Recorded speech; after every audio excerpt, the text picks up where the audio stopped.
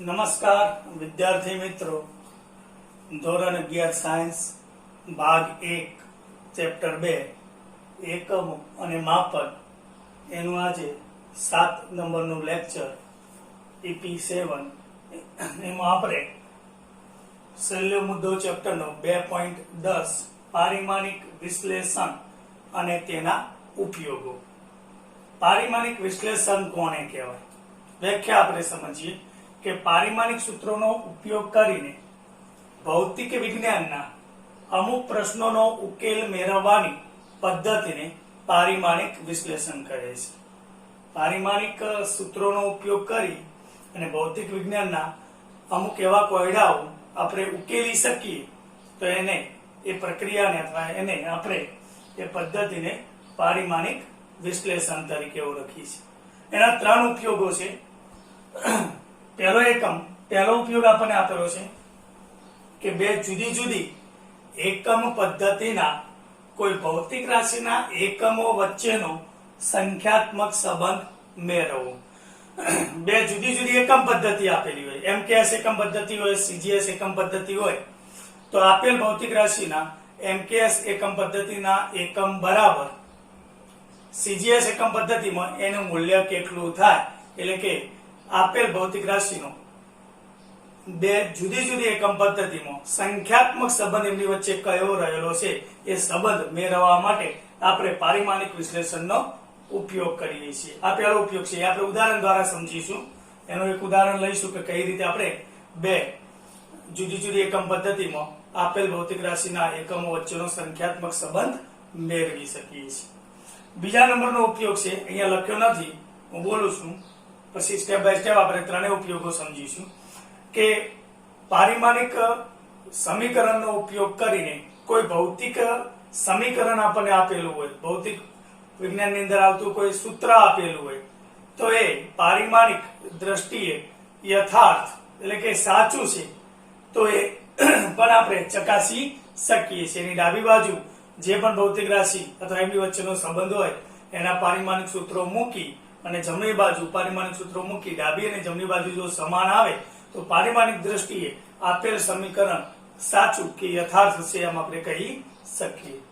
ત્રીજા નંબરનો ઉપયોગ છે કે કોઈ એક ભૌતિક રાશિનો અન્ય ભૌતિક રાશિ સાથે નો સંબંધ કયો છે અથવા એ સંબંધ દર્શાવતું સૂત્ર આપણે એ પારિમાણિક વિશ્લેષણનો ઉપયોગ કરીને મેળવી શકીએ છીએ. ત્યારબાદ એક ટોપિક છે જે નવી NCERT ની બુકમાં આપણને આપેલો નથી, પણ આપણી જાણકારી માટે પણ આપણે અહીંયા લઈશું કે પારિમાણિક વિશ્લેષણની કેટલીક મર્યાદાઓ છે. મર્યાદાઓ વિશે પણ આપણે જોઈશું. એટલે આમ પારિમાણિક વિશ્લેષણ અને તેના ઉપયોગો એની અંદર આપણે જોઈએ વિદ્યાર્થી મિત્રો કે પરિમાણની સંકલ્પનાની જાણકારી એ ભૌતિક વર્તણૂકના વર્ણનમાં આપણને માર્ગદર્શન આપે છે અને પોતાનું એક પાયાનું એટલે કે અગત્યનું મહત્વ ધરાવે છે. કારણ કે સમાન પરિમાણો ધરાવતી ભૌતિક રાશિઓના સરવાળા અથવા બાદબાકી થઈ શકે. પારિમાણિક વિશ્લેષણનું સંપૂર્ણ જ્ઞાન એ જુદી જુદી ભૌતિક રાશિઓ વચ્ચેના સંબંધો મેળવવામાં તારવણી, એની ચોકસાઈ અને પારિમાણિક સુસંગતતાની અથવા જુદા જુદા ગાણિતિક સૂત્રોમાં સમાન ચકાસણી કરવામાં આપણને મદદરૂપ થાય છે. જ્યારે બે અથવા બે થી વધારે ભૌતિક રાશિઓના માનનો એટલે કે એના મૂલ્યનો ગુણાકાર કરવામાં આવે ત્યારે તેમના એકમોની સાથે સામાન્ય બીજગણિતીય સંજ્ઞાઓની જેમ જ ગણતરી કરવામાં આવે છે. અંશ અને છેદમાંના સમાન એકમો રદ કરી શકીએ છીએ. આ બાબતે ભૌતિક રાશિના પરિમાણોને પણ લાગુ પાડી શકાય છે. એટલે આ રીતે સમીકરણની બંને બાજુએ દર્શાવાતી ભૌતિક રાશિઓની સંજ્ઞાઓમાં સમાન પરિમાણ હોવા જોઈએ. પહેલો ઉપયોગ વિદ્યાર્થી મિત્રો આપણે જોઈએ એનું ઉદાહરણ સાથે કે બે જુદી જુદી એકમ પદ્ધતિના કોઈ ભૌતિક રાશિના એકમો વચ્ચેનો સંખ્યાત્મક સંબંધ કઈ રીતે આપણે મેળવી શકીએ છીએ એના વિશે આપણે સૌપ્રથમ જોઈએ છીએ.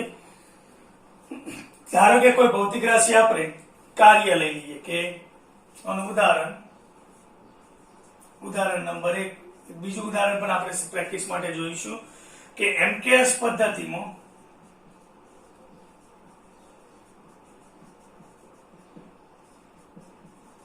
કાર્યનો એકમ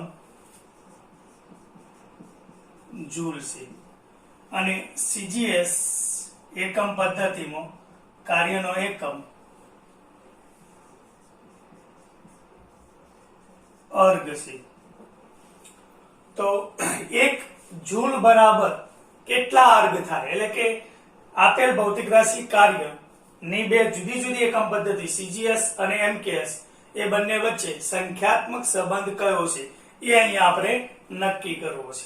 તો હવે નક્કી કરવા માટે વિદ્યાર્થી મિત્રો એક ખાસ બાબત યાદ રાખવાની કે આપેલ ભૌતિક રાશિનું પારિમાણિક સૂત્ર આપણને આવડતું હોવું જોઈએ. આના પહેલાના છઠ્ઠા લેક્ચરમાં આપણે પારિમાણિક સૂત્રો કઈ રીતે બનાવી શકાય, પારિમાણિક સૂત્રો બનાવતા શીખવાડ્યું હતું. તો એનો ઉપયોગ કરી અને આપણે સૌપ્રથમ કે કાર્યનું પારિમાણિક સૂત્ર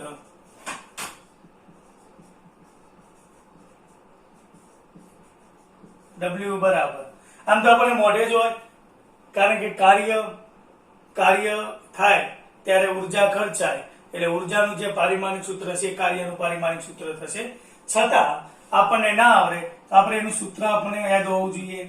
કાર્ય બરાબર બળ ગુણ્યા સ્થાનાંતર અને બળ બરાબર દર ગુણ્યા પ્રવેગ. બસ આટલું આપણને આવડે એટલે હવે અહીંયા આપણે મૂકી શકીએ કે અહીંયા એમ એ શું દર્શાવે છે, પદાર્થનું દ્રવ્યમાન દર, એટલે એમ ની 1 ઘાત એક વખત છે. એ શું દર્શાવે છે, પ્રવેગ. પ્રવેગનો એકમ શું થાય, મીટર પ્રતિ સેકન્ડ સ્ક્વેર. મીટર એટલે L1 અને સેકન્ડ સ્ક્વેર એટલે t ની 2 ઘાત. આ d એ શું દર્શાવે છે, સ્થાનાંતર. સ્થાનાંતર એટલે L1. તો આ થઈ જશે m1 L2 અને t - 2 ઘાત. તો આ રીતે આપણે કાર્યનું પારિમાણિક સૂત્ર લખી શકીએ છીએ. હવે એમકેએસ પદ્ધતિ અને સીજીએસ પદ્ધતિમાં એના વેલ્યુ આપણે મૂકીએ. તો અહીંયા આપણે લખીશું એમકેએસ પદ્ધતિ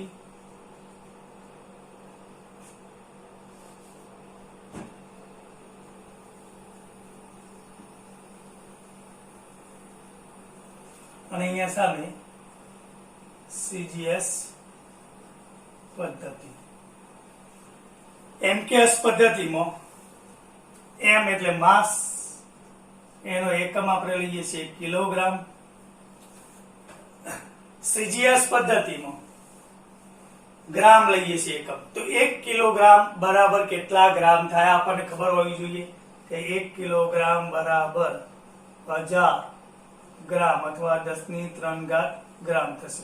એટલે અહીંયા આપણે લખી શકીએ 10³ m આ ગ્રામમાં લખીએ. ચલો સમજાઈ ગયું.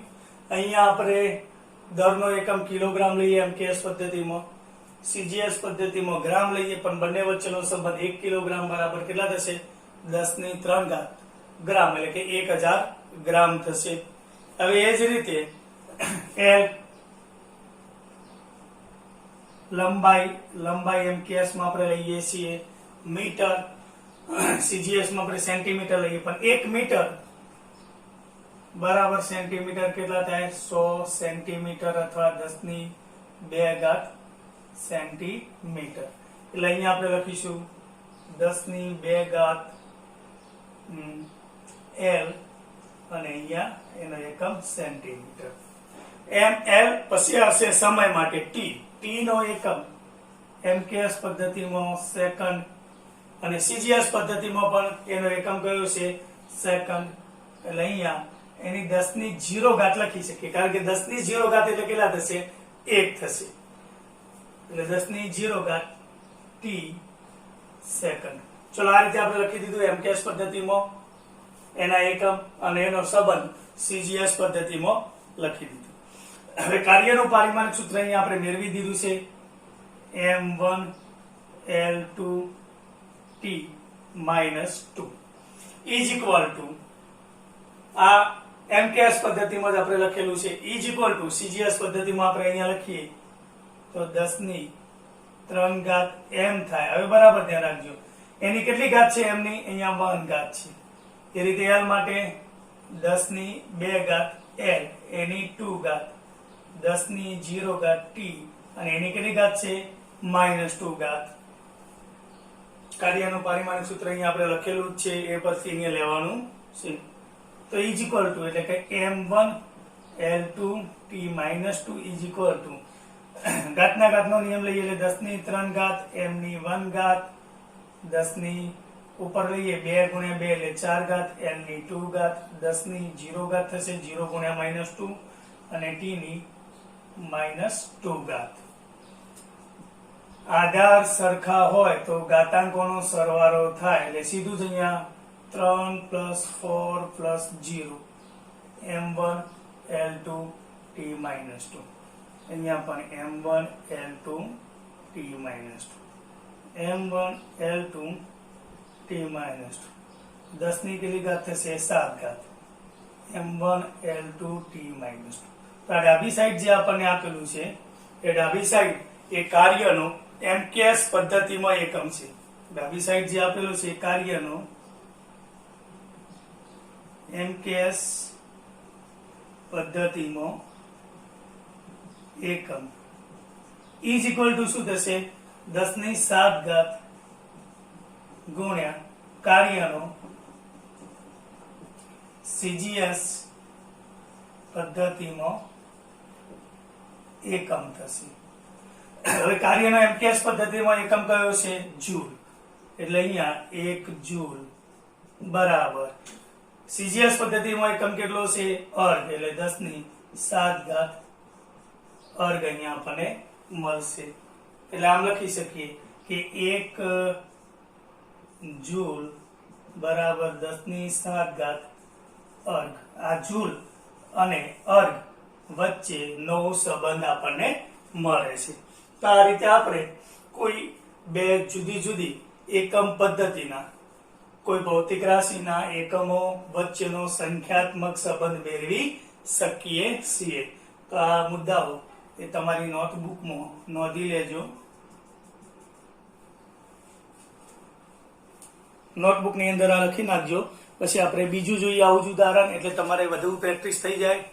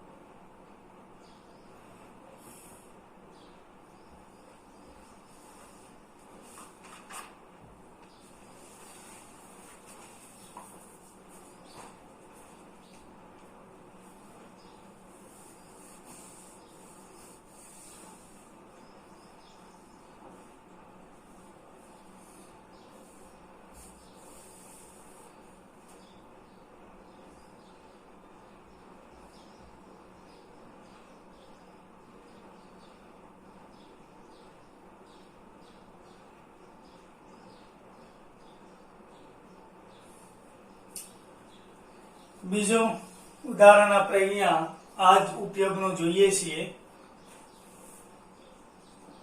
ઉદાહરણ 2 વધુ પ્રેક્ટિસ માટે કે એમકેએસ પદ્ધતિમાં કાર્યની જગ્યાએ આપણે બીજી ભૌતિક રાશિ બર લઈ લઈએ. બરનો એકમ એ ન્યૂટન છે અને સીજીએસ એકમ પદ્ધતિમાં બરનો એકમ એ ડાઇન છે, dy. તો હવે તમને પ્રશ્ન પૂછ્યો કે એમકેએસ પદ્ધતિમાં બરનો એકમ ન્યૂટન છે અને સીજીએસ એકમ પદ્ધતિમાં બરનો એકમ ડાઇન છે, તો આ ન્યૂટન અને ડાઇન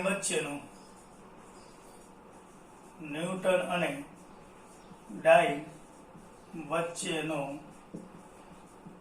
સંખ્યાત્મક સંબંધ મેળવો. ન્યૂટન અને ડાઇન વચ્ચેનો આપણે સંખ્યાત્મક સંબંધ આ જ રીતે મેળવવાનો જે રીતે આપણે કાર્ય માટે જૂલ અને અર્ગ વચ્ચેનો સંબંધ મેળવ્યો. તો સૌપ્રથમ આપણે કામ શું કરવાનું છે? બરનું પારિમાણિક સૂત્ર F બરાબર ma. જો કે આની અંદર જ આપણે આવી ગયું છે, દર આપેલું છે એટલે m1, પ્રવેગ મીટર પ્રતિ સેકન્ડ સ્ક્વેર, મીટર એટલે L1, સેકન્ડ સ્ક્વેર પ્રતિ સેકન્ડ સ્ક્વેર એટલે ઉપર લઈ જઈએ એટલે t ની -2 ઘાત એટલે m1 L1 અને t ની -2 ઘાત આ એનું પારિમાણિક સૂત્ર થશે. એમકેએસ પદ્ધતિમાં આ જ વસ્તુ આપણે લખવાનું છે, સીજીએસ પદ્ધતિમાં આ જ આવશે. અહીંથી આપણે પારિમાણિક સૂત્ર એનું જુદું છે એટલે અહીંથી આપણે બદલીએ છીએ. આ લખાઈ ગયું છે, તમારે હવે કાઢી નાખું છું.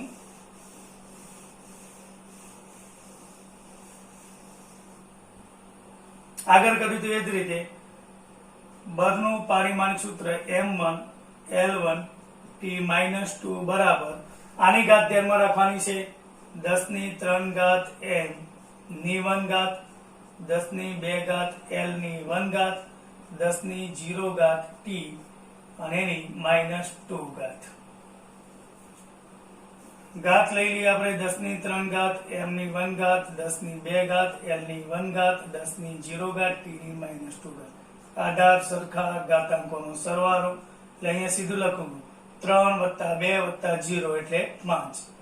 m ની 1 ઘાત l ની 1 ઘાત t ની -2 ઘાત m1 l1 t -2. તો આ જે આપણને આપેલું છે એ બરનો એમકેએસ પદ્ધતિમાં એકમ આપેલો છે અને આ 10 ની 5 ઘાત ગુણાકારમાં આ જે આપણને આપેલો છે એ બરનો સીજીએસ પદ્ધતિમાં એકમ. તો બરનો એમકેએસ પદ્ધતિમાં એકમ શું છે? ન્યૂટન. તો 1 ન્યૂટન બરાબર સીજીએસ પદ્ધતિમાં એકમ શું છે? ડાઇન. તો 10 ની 5 ઘાત અહીંયા શું થશે? ડાઇન. અથવા આમ પણ લખી શકીએ 1 ન્યૂટન બરાબર 10 ની 5 ઘાત ડાઇન. તો આ રીતે આપણે બરનો એમકેએસ અને સીજીએસ પદ્ધતિના એકમો વચ્ચેનો સંખ્યાત્મક સંબંધ મેળવી શકીએ. 1 ન્યૂટન બરાબર 10 ની 5 ઘાત ડાઇન. ઉલટું લઈએ આપણે. 1 ડાઇન બરાબર કેટલા? તો 1 ડાઇન બરાબર ઉલટું. 1 ડાઇન કીધું હોય તો 1 ડાઇન બરાબર 10 ની 5 ઘાત નીચે આવશે, ઉપર આવશે એટલે -5 ઘાત શું થશે? ન્યૂટન. તો આ રીતે આપણે લખી શકીએ છીએ. તો આ પણ તમારી નોટબુકમાં મુદ્દા નોંધી લેજો. પછી બીજો ઉપયોગ આપણે એનો જોઈએ છીએ.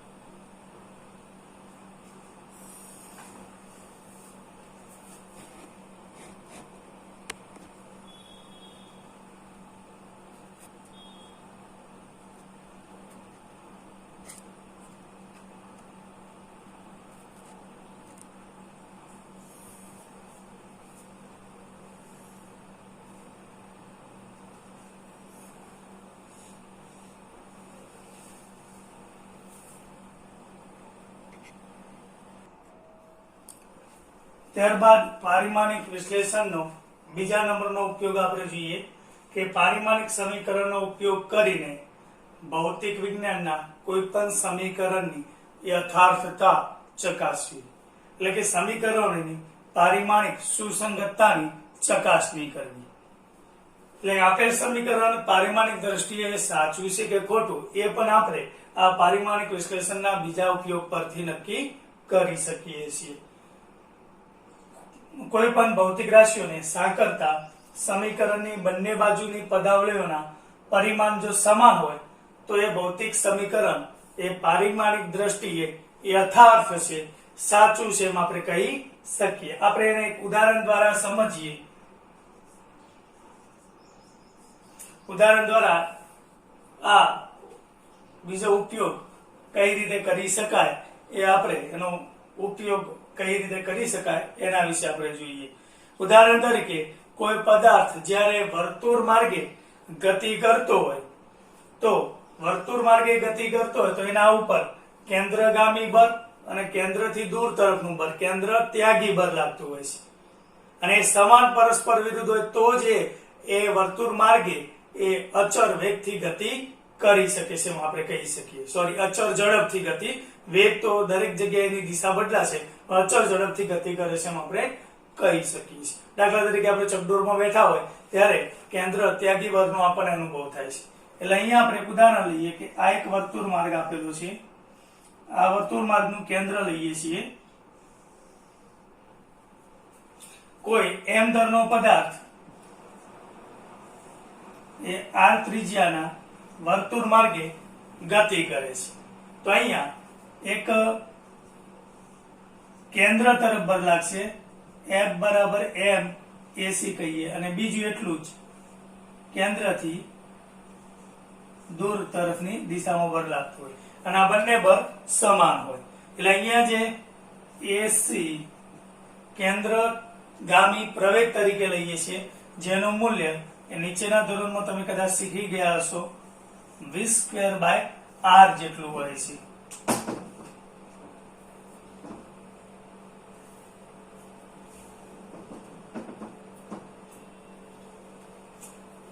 v²/r જેટલું આપણને કેન્દ્રગામી પ્રવેગ મળશે. અને AC ની કિંમત અહીંયા આપણે મૂકીએ તો FC કહેવાશે અને કેન્દ્રગામી બળ, આ કેન્દ્રગામી પ્રવેગ કહેવાશે તો ત્રિજ્યાવર્તી પ્રવેગ કહેવાય m, અને AC ની જગ્યાએ કિંમત મૂકી દઈએ v²/r મળે છે. આવું એક આ જ્યારે પદાર્થ વર્તુળ માર્ગે ગતિ કરતો હોય તો આ કેન્દ્રગામી બળનું સૂત્ર આપણને આપેલ છે. હવે આ સૂત્ર એ સાચું છે કે ખોટું એ આપણે પારિમાણિક વિશ્લેષણનો ઉપયોગ કરી અને ચકાસવાનું છે. તો એમાં અહીંયા આપણને આપ્યું છે કે ભૌતિક રાશિઓને સાંકળતા કોઈ પણ સમીકરણની બંને બાજુની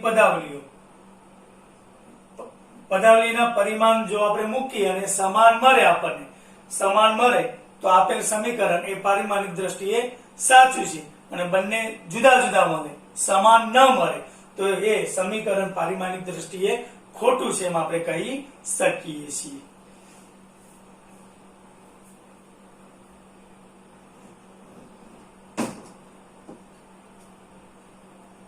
તો હવે આપણે ડાબી બાજુ જે આપણને આપેલી છે, ડાબી બાજુ બરાબર લખીએ બળ FC નું પારિમાણિક સૂત્ર. તો બળનું પારિમાણિક સૂત્ર આપણે મેળવી દીધેલું છે. તો બળનું પારિમાણિક સૂત્ર જો આપણને ન યાદ હોય તો એનું સૂત્ર યાદ કરવાનું, F બરાબર ma, એટલે તરત જ આપણને આવડી જશે. m એ દર દર્શાવે 1, એ પ્રવેગ દર્શાવે છે અને પ્રવેગ એટલે મીટર પ્રતિ સેકન્ડ સ્ક્વેર, એટલે L1 મીટર પ્રતિ સેકન્ડ સ્ક્વેર ઉપર લખો એટલે t ની -2 આને સમીકરણ નંબર 1 આપી દઈએ. જમણી બાજુ આપણને આપેલું છે એટલે જમણી બાજુ બરાબર લખીએ.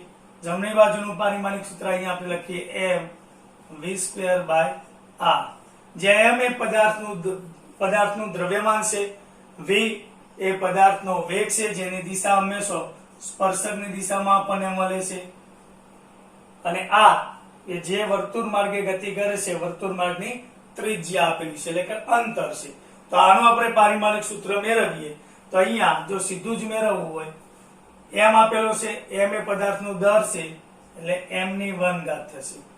વેગ મીટર પ્રતિ સેકન્ડ થાય અને મીટર પ્રતિ સેકન્ડ એટલે L1 પ્રતિ સેકન્ડ એટલે t ની માઈનસ પ્રતિ સેકન્ડ જ છે એટલે t ની માઈનસ 1 ઘાત થશે.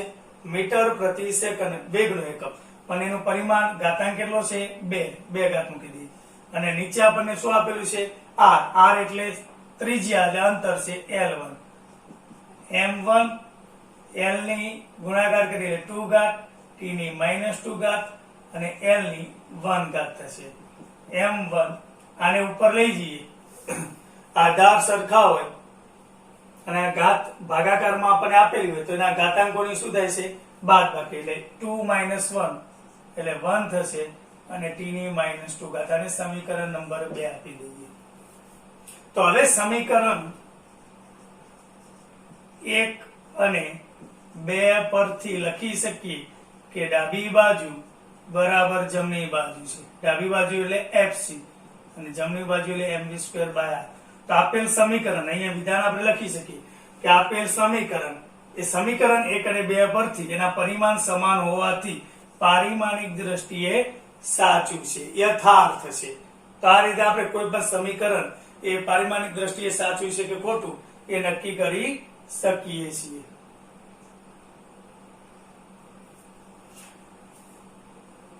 આપણા ઉદાહરણના અને સ્વાધ્યાયના દાખલાની અંદર આવા કેટલાક સૂત્રો આપણને પારિમાણિક ભૌતિક વિજ્ઞાનની અંદર આવતા સૂત્રો આપેલા હશે અને એની યથાર્થતા આપણે આ રીતે ચકાસી શકીએ છીએ. બીજા ઉદાહરણ કે સ્વાધ્યાયના દાખલામાં આપણે જોઈશું. આ એક લખી નાખજો, પછી આપણે એનો ત્રીજા નંબરનો ઉપયોગ જોઈએ.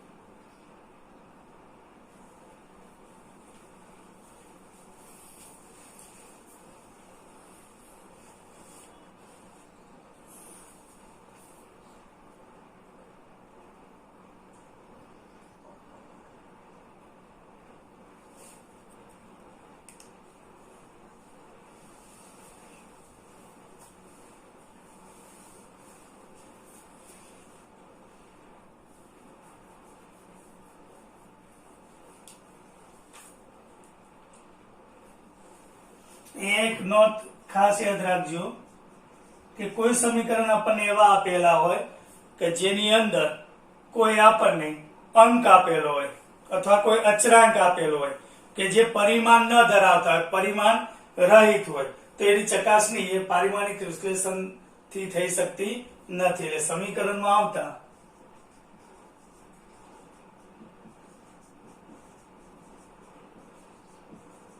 અચળાંકો, ભૌતિક સમીકરણમાં આવતા અચળાંકો જો પરિમાણ રહિત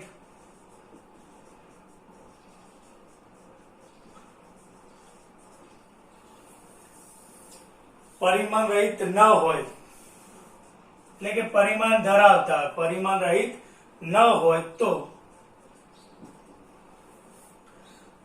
તેની ચકાસણી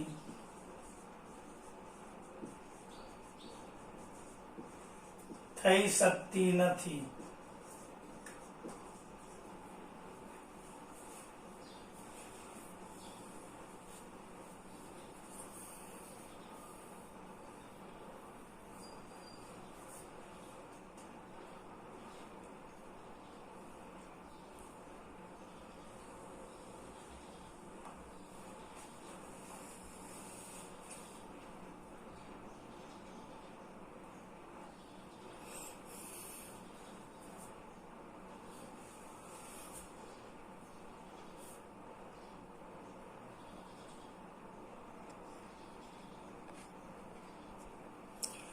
ત્રીજો ઉપયોગ વિદ્યાર્થી મિત્રો આપણે જોઈએ કે કોઈ ભૌતિક રાશિનું અન્ય ભૌતિક રાશિઓ સાથે સંબંધ દર્શાવતું સૂત્ર અથવા સમીકરણ મેળવવું.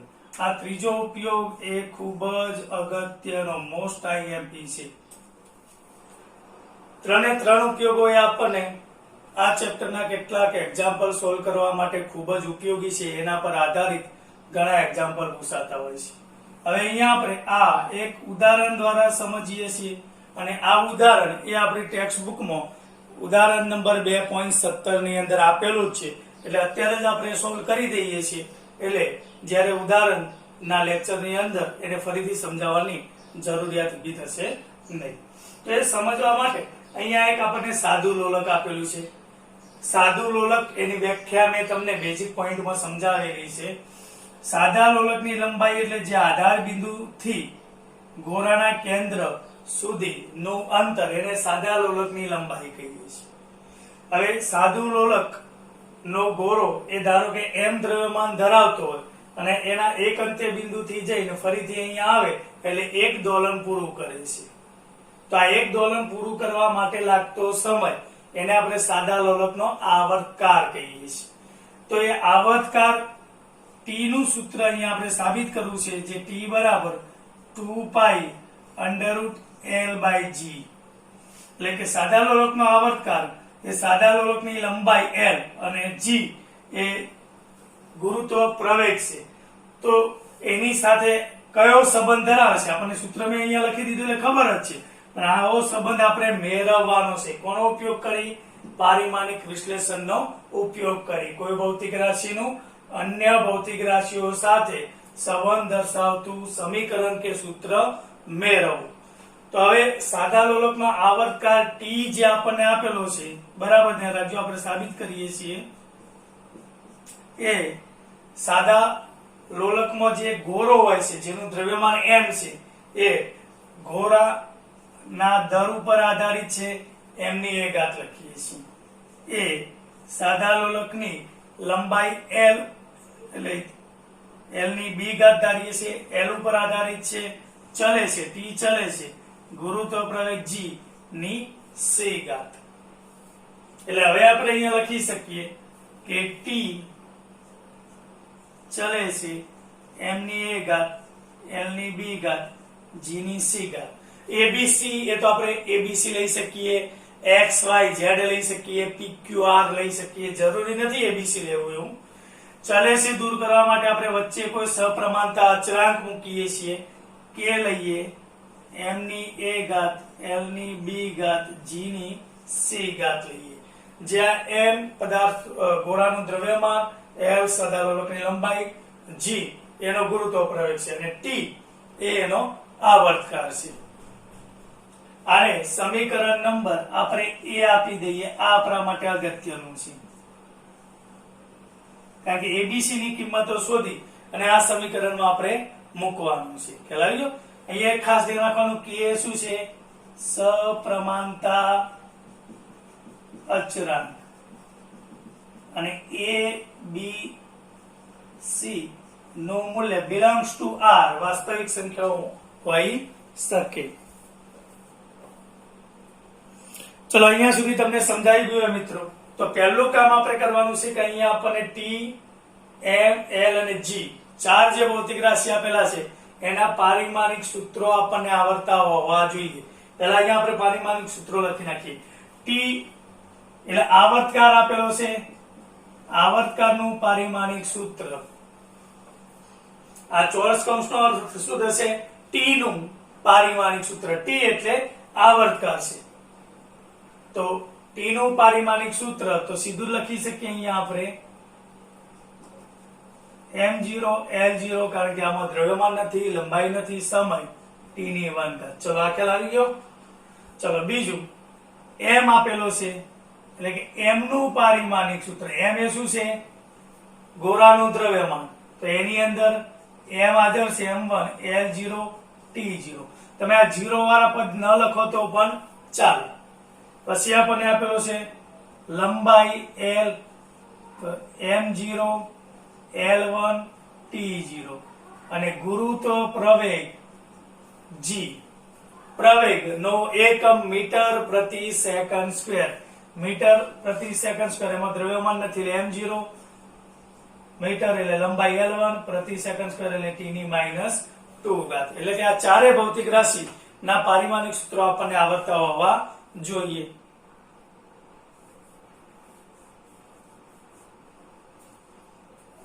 હવે આ બધા જ પારિમાણિક સૂત્રો એ સમીકરણ a ની અંદર આપણે મૂકી દેવાના છે. તો t આપેલો તો t નું પારિમાણિક સૂત્ર m0 l0 t1 is equal to k. હવે k કેવો અંક છે? અચળાંક છે, પરિમાણ રહિત છે, એટલે કે પારિમાણિક સૂત્ર ધરાવતો નથી. પછી m નું પારિમાણિક સૂત્ર m1 l0 t0 એની કેટલી ઘાત છે? a. l નું પારિમાણિક સૂત્ર m0 l1 t0 એની b ઘાત. અને t નું પારિમાણિક સૂત્ર g નું પારિમાણિક સૂત્ર m0 l1 t -2 ઘાત એની c ઘાત.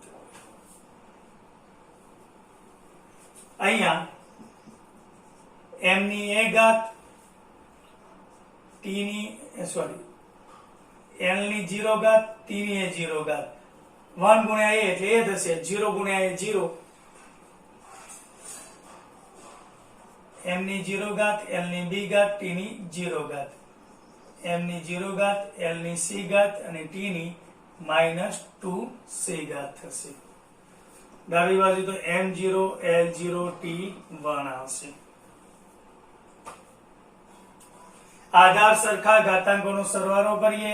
m0 l0 t1 એમના m અને m આપણને આપેલું છે. તો a + 0 + 0 એટલે m ની કેટલી ઘાત આવશે? a ઘાત. પછી l લઈએ તો l ની 0 ઘાત + b ઘાત + c ઘાત એટલે b + c ઘાત થશે. અને t 0 ઘાત, અહીંયા પણ 0 ઘાત અને અહીંયા આપણને -2c ઘાત આપી છે. ચલો સમજાઈ ગયું? હવે ડાબી સાઈડ અને જમણી સાઈડ m l t ના જે ઘાતાંકો છે એ ઘાતાંકોની સરખામણી કરતા બંને બાજુના mlt ના પરિમાણોની સરખામણી કરતા અથવા એની ઘાતાંકોની સરખામણી કરીએ તો a બરાબર સીધો આપણને 0 મળશે. બીજું સમીકરણ b + c બરાબર 0 મળશે અને -2c બરાબર 1 મળશે. એટલે આ છેલ્લા પદ ઉપરથી c ની કિંમત આપણને સીધી મળી ગઈ -1/2. ચલો c ની કિંમત મળી ગઈ, a ની કિંમત મળી ગઈ. હવે આપણે મેળવવાની શાની રહી? b ની કિંમત. તો b બરાબર શું થશે આના ઉપરથી? આને તમે નંબર પણ આપી શકો કે આ સમીકરણ 1, આ સમીકરણ 2 અને આ સમીકરણ 3. 3 ઉપરથી આપણે લઈએ તો 3 ઉપરથી b બરાબર -c. હવે 2 ઉપરથી c ની કિંમત કેટલી આપેલી છે? -1/2. એટલે b બરાબર c ની કિંમત ફરીવાર -1 એટલે માઇનસ કેટલા થઈ જશે? પ્લસ થઈ જશે. એટલે b ની કિંમત 1/2. એટલે આ આપણને સમીકરણ 4 લખી દઈએ.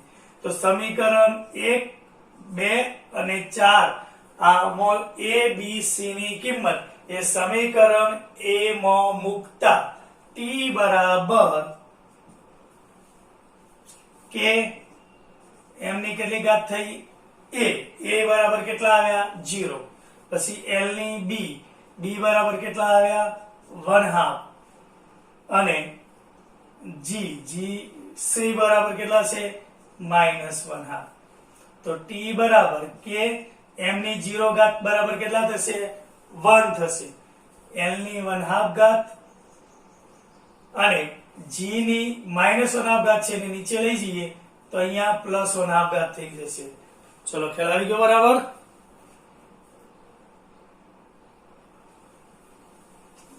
તો = આપણે આને આમ લખી શકીએ કે બરાબર સમજો l/g ની ભેગી 1/2 ઘાત અને 1/2 ઘાત એટલે કેટલા થાય? √ વર્ગમૂળમાં. એટલે t બરાબર k વર્ગમૂળમાં l/g થશે.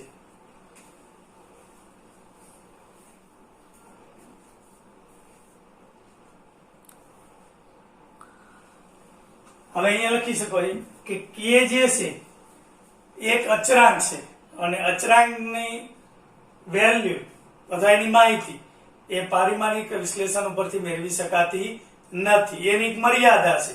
આપણે આના પછી મર્યાદાઓ જોઈશું, એમાં ખ્યાલ આવશે આપણને. એટલે k નું આપણે પ્રાયોગિક રીતે મૂલ્ય મેળવીએ તો k નું પ્રાયોગિક રીતે મૂલ્ય મેળવતા 2π મળે છે.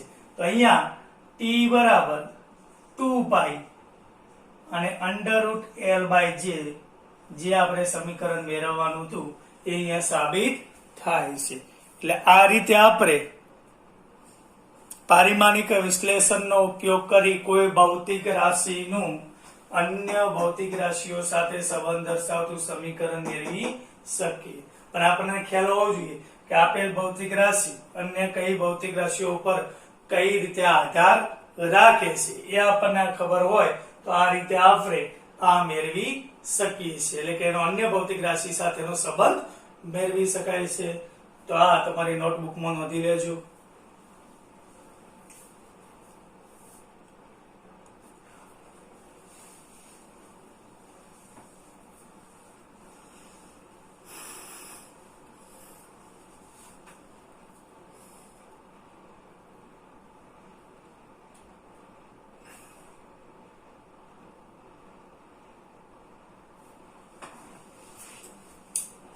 ટેક્સ્ટબુકમાં આપણને 2.10.2 આ જ મુદ્દો આપેલો છે. એના અગાઉ જોઈએ 2.10.1 હતો. એટલે એ જ મુદ્દા આપેલા છે. એને મેં 1, 2, 3 નંબર આપી અને એના ઉપયોગો સમજાવેલા છે.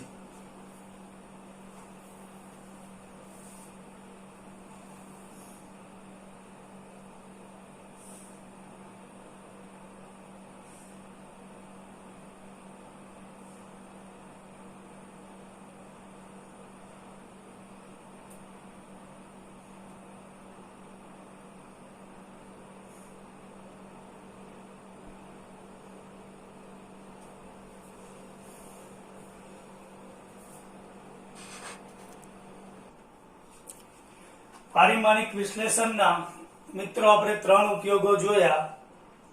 ત્યાં આપણે આ બીજા ચેપ્ટરની થિયરીનો ભાગ પૂરો થાય છે.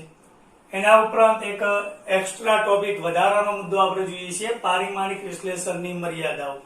એ પણ આપણે જાણવું જરૂરી છે કે પારિમાણિક વિશ્લેષણની કઈ મર્યાદાઓ છે.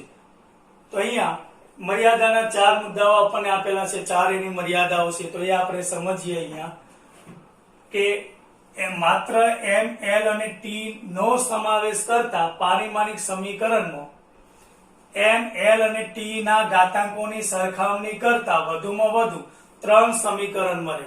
આપણે જે છેલ્લે ઉપયોગ જોયો સાદા લોલક વાળો, તો એની અંદર આપણને 3 સમીકરણ a બરાબર, b બરાબર અને c બરાબર મળે છે. એટલે કે મોટાભાગના પારિમાણિક સૂત્રો આપણે જોઈએ તો MLT ના સ્વરૂપમાં આપણને જોવા મળે છે. તો આમ MLT નો સમાવેશ કરતા પારિમાણિક સમીકરણમાં ML અને t ના ઘાતાંકોની સરખામણી કરતા વધુમાં વધુ આપણને 3 સમીકરણ મળે છે. એટલે આથી કોઈ પણ ભૌતિક રાશિનું 3 કરતા વધારે રાશિ સાથેના સમીકરણનું નિશ્ચિત સ્વરૂપ એની મદદથી મેળવી શકાતું નથી. આ એની પહેલી મર્યાદા છે. બીજી મર્યાદા જોઈએ કે ભૌતિક સમીકરણમાં આવતા પરિમાણ રહિત અંક વિશે માહિતી મળતી નથી. એ હાલ આપણે ઉદાહરણમાં જોયું કે t બરાબર આપણે k √L/G સુધી આપણે સાબિત કરી શકીએ છીએ. પણ k બરાબર જે 2π લઈએ છીએ એ પારિમાણિક વિશ્લેષણની મદદથી મેળવી શકાતું નથી. ત્યાં એ મૂલ્ય આપણે પ્રાયોગિક રીતે નક્કી કરવું પડે છે. એટલે જે સપ્રમાણતા અચળાંક આવતા હોય છે, એટલે કે પરિમાણ રહિત અંક જે આપણને આપેલા હોય એના વિશે આપણને કોઈ માહિતી મળતી નથી. ત્રીજો, ચરઘાતાંકીય ત્રિકોણમિતીય વિધેયો આપેલા છે આપણને. ચરઘાતાંકીય વિધેય, ત્રિકોણમિતીય અને લોગ વિધેય પર આધારિત સમીકરણ મેળવી શકાતા નથી.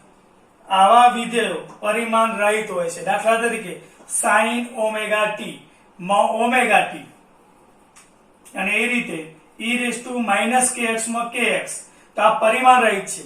તો આ ત્રિકોણમિતીય વિધેય કહેવાય. એ રીતે આપણને આપેલું છે. ચરઘાતાંકીય વિધેય કહેવાય. કેટલાક લોગ વિધેય આપણને આપેલા હોય તો એ આવા વિધેયો પર આધારિત સમીકરણ એ પારિમાણિક વિશ્લેષણની મદદથી આપણે મેળવી શકતા નથી. આ એની એક મર્યાદા છે. ચોથું જોઈએ આપણે, ચોથી મર્યાદા કે જો સમીકરણમાં આવતો સપ્રમાણતા અચળાંક પરિમાણ રહિત ન હોય, એટલે કે પરિમાણ ધરાવતો હોય, તો આ પદ્ધતિ એના માટે ઉપયોગી નથી. અહીંયા દાખલા તરીકે લઈએ કે ગુરુત્વાકર્ષણનો નિયમ આપણને દર્શાવેલો છે સૂત્ર સ્વરૂપે F = G m1 m2/r². તો આની અંદર આપણે ડાબી બાજુ એફ નું પરિમાણ મૂકીએ, જમણી બાજુ જી એમ દ્રવ્યમાન અને આર એટલે અંતરનો વર્ગ એના પરિમાણ મૂકી સાબિત કરવા જઈએ તો એ સાબિત થશે નહીં. તો એ પારિમાણિક દ્રષ્ટિએ ખોટું છે એવું ના કહી શકાય. પારિમાણિક દ્રષ્ટિએ આપણને નથી મળતું કારણ કે આ સમીકરણ તો સાચું છે, ન્યૂટને આપેલો ગુરુત્વાકર્ષણનો નિયમ છે, પરંતુ અહીંયા જી જે આપેલો છે એ જી પરિમાણ રહિત નથી, પરિમાણ ધરાવે છે. એ જી નો એકમ થશે ન્યૂટન સ્ક્વેર મીટર સ્ક્વેર પ્રતિ કિલોગ્રામ સ્ક્વેર અથવા કિલોગ્રામની -2 ઘાત. એટલે આનું આપણને કંઈક પરિમાણ મળે છે અને પરિમાણ ધરાવે છે, માટે આ પદ્ધતિ પારિમાણિક વિશ્લેષણની પદ્ધતિ એના માટે ઉપયોગી નથી. તો આ એની 4 પારિમાણિક વિશ્લેષણની મર્યાદાઓ છે જે જાણકારી માટે અહીંયા તમને સમજાવેલું છે કારણ કે ક્યાંક આપણને એ ઉપયોગી થાય. તો આ રીતે અહીંયા ચેપ્ટર 2 માં થિયરીનો ભાગ એ પૂરો થાય છે. નેક્સ્ટ લેક્ચરથી આપણે ઉદાહરણના દાખલા ત્યારબાદ સ્વાધ્યાયના ન્યુમેરિકલ સ્વાધ્યાયના દાખલા એ જોઈશું. હવે પારિમાણિક સૂત્રો કઈ રીતે બનાવવા એ મેં શીખવાડેલું છે. તો એના ઉપરથી જેટલી ભૌતિક રાશિઓ આપણા ધ્યાનમાં આવે એ બધી ભૌતિક રાશિઓના પારિમાણિક સૂત્રો આપણે બનાવવાના છે, બનાવતા શીખવાનું છે. બરાબર. અને એના માટે બે બાબત તમને કીધેલી હતી કે એક આપેલ ભૌતિક રાશિ જેનું આપણે પારિમાણિક સૂત્ર બનાવવું છે એનો અન્ય ભૌતિક રાશિ સાથે સંબંધ દર્શાવતું સૂત્ર આપણને ખબર હોવી જોઈએ અથવા એ ભૌતિક રાશિનો એસઆઈ પદ્ધતિમાં એકમ આપણને આવડતો હોવો જોઈએ. તો કોઈ પણ ભૌતિક રાશિનું સરળતાથી આપણે પારિમાણિક સૂત્ર બનાવી શકીએ છીએ. અહીંયા મેં કેટલાક પારિમાણિક સૂત્રો બનાવેલા છે એ કોષ્ટક અહીંયા તમારી સામે રજૂઆત કરું છું.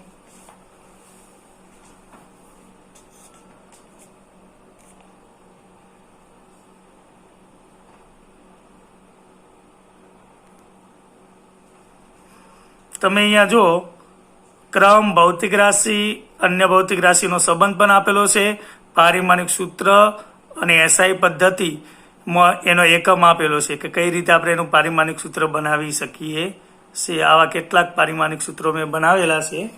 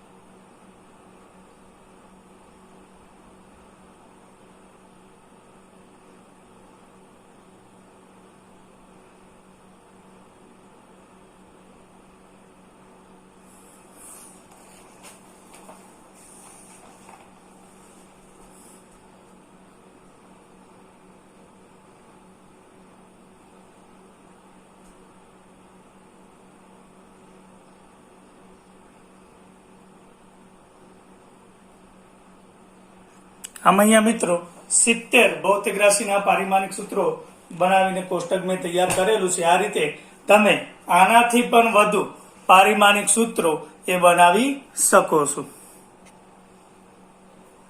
તો આજે આપણે આ લેક્ચરમાં અહીંયા સુધી રાખીએ છીએ.